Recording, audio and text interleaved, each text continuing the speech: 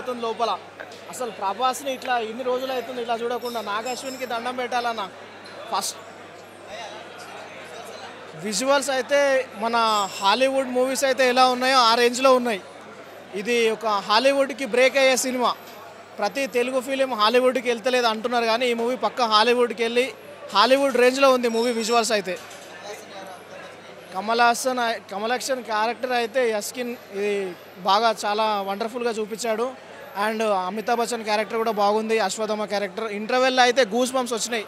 సీట్లలో ఎవరు కూర్చోలేదు అన్న, ప్రతి ఒక్కరు నిలబడే చూసిండు ఇంటర్వెల్ సీన్కి అన్న.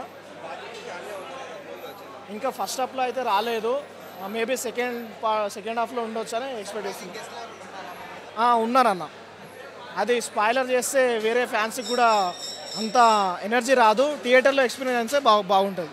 ఒక్కరి క్యారెక్టర్ కూడా చిన్న నుండి పెద్ద వరకు ఏ ఒక్క క్యారెక్టర్ కూడా తక్కువ చేయలేదు. అందరినీ వేరే లెవెల్ చూపించిండు.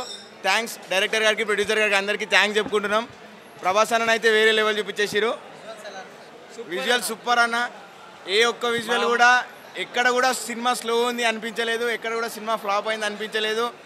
అన్ని విజువల్స్ కానీ అన్ని క్యారెక్టర్స్ కానీ వేరే లెవెల్ చూపించేశారు. నెక్స్ట్ ఎలా ఉండిపోతుంది అనేది మాత్రం చాలా ఉత్కంఠంగా ఉంది. అమితాబ్ బచ్చన్ గారు వచ్చారన్న. అమితాబ్ బచ్చన్ గారు కూడా ఇప్పుడే ఇంటర్వ్యూకి ముందు రివీల్ చేశారు అశ్వత్థామ అని. నెక్స్ట్ సినిమా వేరే లెవెల్ ఉంటుందని మేమైతే చాలా బాగా ఊహిస్తున్నాం. హాలీవుడ్ రేంజ్లో ఉంటుందన్న ఖచ్చితంగా సినిమా. ఆ రేంజ్లో సినిమా తీసిరు కాబట్టి హాలీవుడ్ రేంజ్లో ఉంటుందని అయితే మేమైతే కోరుకుంటున్నాం.